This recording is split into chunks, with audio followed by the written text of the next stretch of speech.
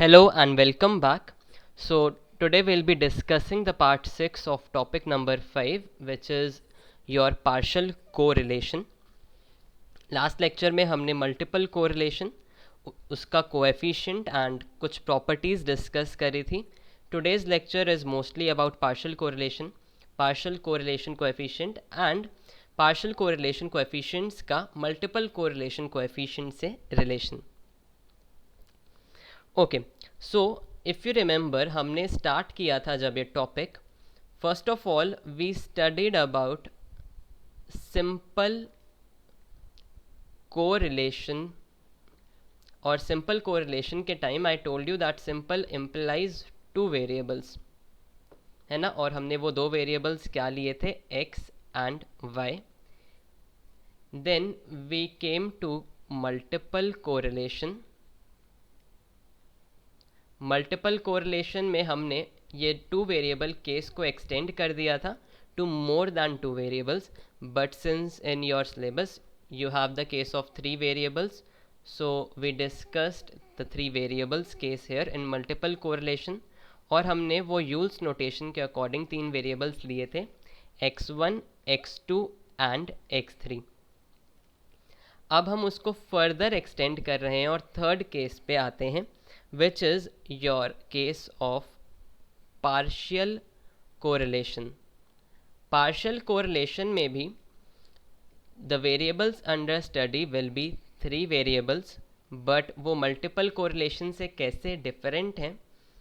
See, multiple correlation में हमने तीन variables x1, x2 और x3 लिए थे, और हमने क्या किया था कि हमने x1 का association देखा था with joint effect of x2 and x3, इसी टाइप से देखा था. पर partial correlation में हम three variables x1, x2 and x3 जो ले रहे हैं, इसमें हम एसोसिएशन या रिलेशन देखेंगे किन्हीं दो वेरिएबल्स का, let's say x1 and x2, while we ignore the effect of x3. अब ये x3 जो है ना, ये इन दोनों वेरिएबल से कोरिलेटेड है.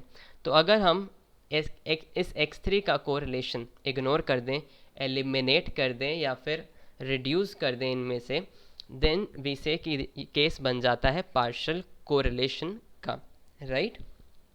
So we are taking the effect of the third as constant, or we are not considering the effect of the third variable. So this is the case of your partial correlation. Okay, so the statement says correlation between the two variables may be due to some other third variable which affects these two variables. जो अभी मैंने कहा ना कि third variable x3 का हम effect remove कर रहे हैं on from x1 and x2, तो ये वही बात कह रहा है कि कोरिलेशन किन्हीं दो वेरिएबल्स में, let's say x1 and x2 में, may be due to the third variable x3. Example से समझते हैं, you will get it better then. तो अगर हम हाइट एंड वेट का कोरिलेशन स्टडी कर रहे हैं, या फिर we want to see the correlation between weight and height, हमें ये पता है कि इनमें कोई ना कोई कोरिलेशन तो होगा ही. ठीक है, कि वी कैन से कि पॉजिटिव कोरिलेशन है, जैसे जैसे हाइट इंक्रीज होती है वेट ऑल्सो इंक्रीजेस. ठीक है, but we must not ignore the fact कि ये जो वेट और हाइट में कोरिलेशन है, this could be due to age. If you are in growing age, then you know कि your height also increases and your weight also increases. So the correlation between these two variables, weight and height, could be due to your growing age or the growing years of your age, है ना. तो इन दोनों variables में, let's say weight is x1 and height is x2, the correlation between these two variables may be due to some other third variable which is age, and age is effect affecting these two. Age के साथ आपका wait भी increase हो रहा है और as के साथ आपकी हाइट भी इंक्रीज हो रही है. तो एज का वेट के साथ भी रिलेशन है एंड एज का हाइट के साथ भी रिलेशन है. तो अब हम पार्शियल कोरिलेशन कैसे फाइंड आउट करेंगे, या पार्शियल कोरिलेशन फिर क्या होगा. Partial correlation is that correlation between the two variables after removing the linear effect of other variable on them, और after removing the linear effect of the other third variable on them. तो अगर हम ये age और height and age और weight का relation हटा दें, दैट इज़ एज और वेट में हम रिलेशन रिमूव कर दें एंड एज और हाइट का रिलेशन हम रिमूव कर दें, और फिर हम स्टडी करें correlation between weight and height, that is your study of partial correlation. So let the three variables be x1, x2 and x3. Sometimes the correlation between the variables x1 and x2 may be partly due to the correlation of a third variable x3 with both x1 and x2. It is partly due to, कुछ तो हमारा wait और height में relation रहता ही रहता है ना, कि हाइट जिनकी ज़्यादा होती है we know their weight is also comparatively more, but the other correlation या फिर some part of the correlation could be due to your age factor as well. Okay तो अब देखते हैं कि पार्शियल कोरिलेशन कोएफिशिएंट कैसे फाइंड आउट करेंगे इस केस में. So the three variables are x1, x2 and x3. Then partial correlation is obtained after eliminating the linear effect of x3 on x1 and x2. Partial correlation क्या था कि x1 and x2 में हम correlation देख रहे हैं after removing the linear effect of x3. अब वो पार्शियल कोरिलेशन पढ़ने के बाद पार्शियल कोरिलेशन कोएफिशिएंट कैसे फाइंड आउट करेंगे, after eliminating that linear effect of x3 on x1 and x2. अब लीनियर इफेक्ट अगर हम एलिमिनेट करना चाहते हैं so we can do so by using the regression analysis. How, let's see. तो if we consider regression equation of x1 on x3, that is हम estimate कर रहे हैं value of x1 based on the value of x3, कि अगर x3 का कुछ value है तो उसके बेसिस पे x1 की क्या वैल्यू आएगी. तो हम रिग्रेशन यूज़ करते हैं और इक्वेशन क्या होगी, x1 equal to a plus b13 x3. हमने जब टू वेरिएबल केस देखा था या सिंपल कोरिलेशन देखा था, there we use the notation as y equal to a plus bx. Similarly यहाँ पे भी है कि x1 is equal to a plus b13 क्यों लिखा है, बिकॉज योर 1 या फिर x1 is dependent and 3 that is x3 is independent into x3.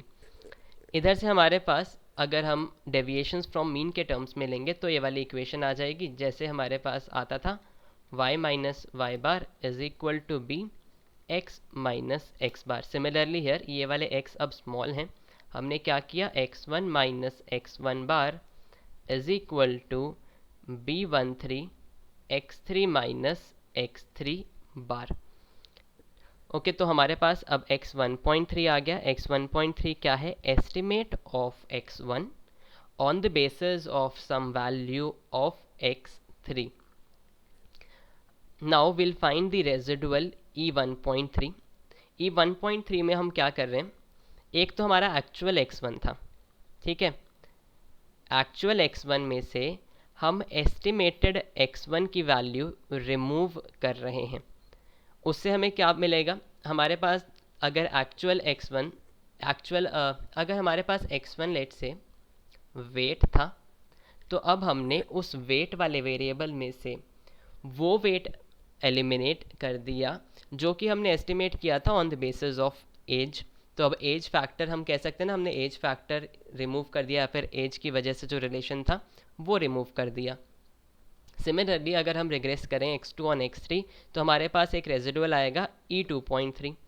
अब वो क्या होगा, अगर x2 वॉज योर हाइट, तो अब हमने क्या किया, ये हाइट में से हमने वो वाला रिलेशन रिमूव कर दिया जो कि एज की वजह से हाइट पर इफ़ेक्ट आ रहा था, है ना. तो अब जब हमने इन दोनों में जब फाइंड आउट करते हुए एज का इफ़ेक्ट इनसे रिमूव कर दिया, अब एज का तो इफ़ेक्ट नहीं रहा ना ही वेरिएबल x1 पे रहा ना ही वेरिएबल x2 पे रहा. In your residuals e1.3 and e2.3 age का कोई इफ़ेक्ट नहीं है. तो अब हम इन दोनों का कोरिलेशन देख सकते हैं and that is your partial correlation. और इसी से अब हम partial correlation coefficient find out करेंगे from these residuals. Thus, the correlation between E1.3 and E2.3 is considered as partial correlation coefficient. तो इन दोनों का अगर कोरिलेशन देखेंगे तो हमें पार्शियल कोरिलेशन कोएफिशिएंट मिल जाएगा. अब हम पार्शियल कोरिलेशन कोएफिशिएंट या फिर कोरिलेशन कैसे फाइंड आउट करते थे. लेट्स से R12.3 हम फाइंड आउट कैसे करते थे. हमें कोरिलेशन देखना है E1.3 का, और I have written it on the left side. Wait, okay. तो R12.3 क्या हुआ, covariance E1.3 and E2.3 divided by, ये कुछ नहीं है, this is C covariance of these upon sigma E1.3 and sigma E2.3, ये 2.3 होगा. ठीक है. तो जब हम ये ऐसे कोरिलेशन फाइंड आउट करेंगे तो we can also write it in terms of under root variance. ठीक है. So don't get confused. तो इससे फर्दर आप जब सिंप्लीफाई करते हो तो आपके पास कोरिलेशन, पार्शियल कोरिलेशन आता है, पार्शियल कोरिलेशन कोएफिशिएंट आता है इन terms of your total correlation coefficients. So partial correlation is nothing but correlation between two variables after removing the linear effect that the third variable has on them. तो R12.3 का क्या मतलब हुआ, हम correlation देख रहे हैं वेरिएबल x1 and x2 में after removing the linear effect of variable x3 on them. So we can write it as, इसको लर्न करने की एक स्मॉल ट्रिक कह लो या फिर how do you learn it. हम इसको लिखेंगे इक्वल टू R12, मतलब जो ये 1 और 2 x1 और x2 में टोटल कोरिलेशन था R12 माइनस, अब हम करेंगे correlation between x1 and x3 into correlation between x2 and x3. Basically हम ये linear effect of x3 remove कर रहे हैं from both x1 and x2 upon under root. अब ये R13 था तो 1 माइनस R13 स्क्वायर, R23 था तो 1 माइनस R23 स्क्वायर. एक फॉर्मूला याद कर लेना, on the basis of that आप बाकी दो फॉर्मूलाज याद कर सकते हो. तो ये R13.2 क्या होगा, हम कोरिलेशन देख रहे हैं in x1 and x3 after removing the effect of x2. और R23.1 क्या होगा, we are seeing the correlation between x2 and x3 after removing the effect of x1. And as we know R12 क्या होता है, total correlation coefficient between x1 and x2. R23 is total correlation coefficient between 2 and 3 and R13 is total correlation coefficient between x1 and x3. तो आपको first of all ये formula याद करना है इसमें. फिर नेक्स्ट आता है आपको ये रिलेशन याद करना होगा. ठीक है. तो दो चीज़ें याद करनी, एक तो वो फॉर्मूला जो मैंने बताया एंड दिस रिलेशन अब कौन से हैं, multiple correlation coefficient in terms of total and partial correlation coefficient. Last lecture में हमने मल्टीपल कोरिलेशन कोएफिशिएंट का एक रिलेशन देख लिया था with your total correlation coefficient. वहाँ पे मैंने इसको R² 1.23 के टर्म्स में बताया था, which is R12 square plus R13 square minus 2 into सारे combinations R12, R13, R23 divided by 1 minus R² 23.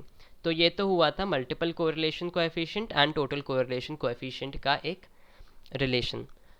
आज के लेक्चर में आपको क्या याद करना है, आपको याद करना है relation between multiple, total and partial correlation coefficients. तो अब क्या याद करना है, R1.23 is equal to 1 minus under root 1 minus R12 square.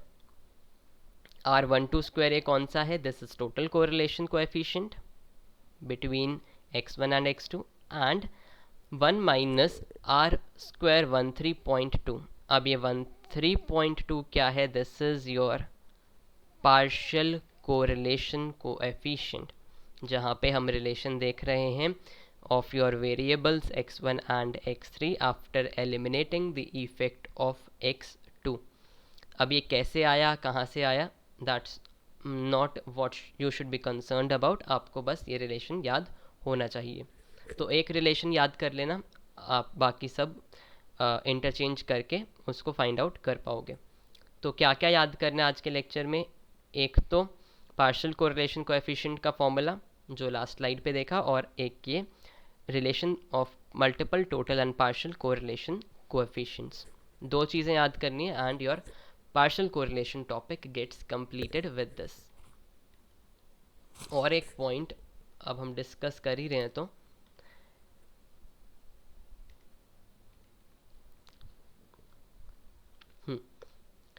तो यहाँ पे हमने फॉर्मूला देखा R12.3। अगर ये R12.3 ज़ीरो के इक्वल होता है, कि अगर हम कह रहे हैं कि ये वैल्यू R12.3 की ज़ीरो हो जाएगी, देन इसके वजह से या फिर इसको ज़ीरो पुट करने पे आपके पास क्या आएगा, R12 minus R13 into R23 is equal to zero, और we can say R12 is equal to R13 into R23। अब R12.3 इक्वल टू ज़ीरो का मतलब तो ये हुआ ना कि x1 और x2 में कोई कोरिलेशन नहीं है जब हमने उसमें से x3 का इफ़ेक्ट रिमूव कर दिया। बट R12 का वैल्यू तो ज़ीरो नहीं है, और ये वैल्यू ज़ीरो क्यों नहीं है, बिकॉज अगर हम x3 का इफ़ेक्ट रिमूव नहीं कर रहे हैं तो x1 और x2 में कोई कोरिलेशन एग्जिस्ट कर रहा है। अगर x3 की वैल्यू रिमूव कर दी तो x1 और x2 में कोई कोरिलेशन नहीं है, या फिर हम कह सकते हैं कि जो x1 और x2 में कोरिलेशन है वो बस इसलिए था क्योंकि एक तीसरा वेरिएबल x3 था जो कि उन पर या फिर उनसे रिलेटेड था। ठीक है, तो x3 का इफेक्ट रिमूव करने पर x1 एंड x2 कोरिलेटेड नहीं है, but when its effect is not removed they appear correlated with their correlation coefficient R12 equal to R13 into R23।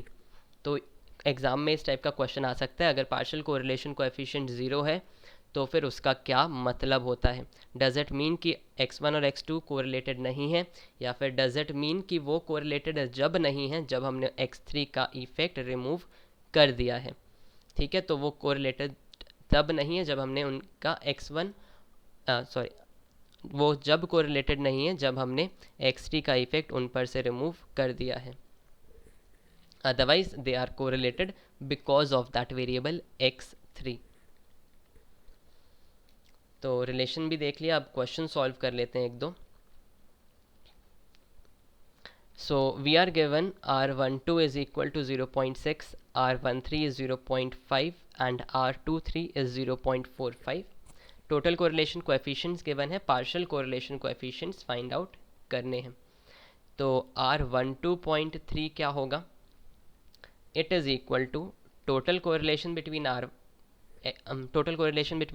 One and two minus R13 into R23, और denominator में क्या आएगा, denominator में आएगा under root 1 minus ये वाला R13 का square into under root 1 minus ये वाला R23 का स्क्वायर। इस टाइप से फॉर्मूलाज याद करने की कोशिश करोगे तो वो जल्दी याद हो जाएंगे। तो R12 की वैल्यू क्या गिवन है 0.6, R13 की वैल्यू क्या गिवन है 0.5, R23 की वैल्यू क्या गिवन है 0.45 upon under root 1 minus R13 क्या है 0.5 and into under root 1 minus R23 क्या है 0.45। So on solving this you will get 0.37 upon under root 0.6 which is equal to 0.48। Basically ये फॉर्मूला आपका याद हो जाए इसलिए I have given this question. You can use a calculator here, although exam में अगर इस टाइप का क्वेश्चन आया so calculation might be a bit easier. I am not saying it will be easy, पर इससे थोड़ी सी ईजी हो सकती है। फिर R13.2 इसका फॉर्मूला कैसे लिखोगे, first of all total correlation between x1 and x3, तो वो क्या हुआ R13 माइनस, अब x1 और x3 पे x2 का इफेक्ट रिमूव करें तो R12 into R12 into R32 upon under root 1 minus R12 square into 1 minus R32 square. Value substitute करोगे तो you will get 0.37 23 upon under root of 0.51 which is equal to 0.32. और अब ये मत सोचना कि R32 की वैल्यू नहीं दी हुई, वी नो कि R32 is equal to R23. x3 and x2 में correlation is nothing but correlation between x2 and x3 because of symmetry of correlation coefficient. ये सब डिस्कस किया हुआ है. फिर R23.1 is equal to R23 minus R21 into R31 divided by under root 1 minus R square 21 into under root 1 minus R square 31. So you get the value as 0.15 upon 0.69 या under root 0.69 जो भी आ रहा होगा एक बार check कर लेना, and it will be 0.22. Okay, so solve it completely and you will get these answers.